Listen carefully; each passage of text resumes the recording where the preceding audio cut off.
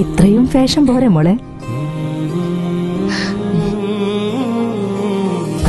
പവിത്ര ബന്ധം, പരിശുദ്ധ സ്വർണം. Sara golden diamonds, Thrissur road, Edappal.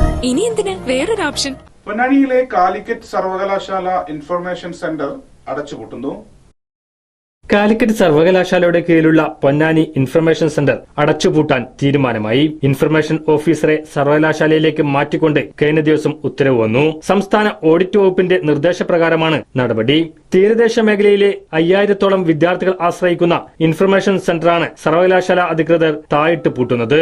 വർഷങ്ങൾ നീണ്ട മുറവിളികൾക്ക് ശേഷമാണ് പൊന്നാനി MES കോളേജ് കോമ്പൗണ്ടിൽ സെന്റർ തുടങ്ങിയത്. സ്ഥലവും കെട്ടിടവും വൈദ്യുതിയും വെള്ളവുമെല്ലാം MES ആണ് നൽകി വരുന്നത്. ഈ ഇനങ്ങളിലൊന്നും സർവകലാശാലയ്ക്ക് യാതൊരു ചെലവുമില്ല. പാലോളി മുഹമ്മദ് കുട്ടി മന്ത്രിയായിരിക്കെയാണ് പൊന്നാനിയിൽ ഇൻഫർമേഷൻ സെന്റർ തുടങ്ങിയത്. തീരദേശത്തെ വിദ്യാർത്ഥികൾക്ക് പുറമെ ജില്ലയോട് ചേർന്ന് കിടക്കുന്ന തൃശൂർ, പാലക്കാട് മേഖലയിലുള്ള ഒട്ടേറെ വിദ്യാർത്ഥികൾക്കും പൊന്നാനിയിലെ ഇൻഫർമേഷൻ സെന്റർ ഏറെ ആശ്വാസകരമായിരുന്നു.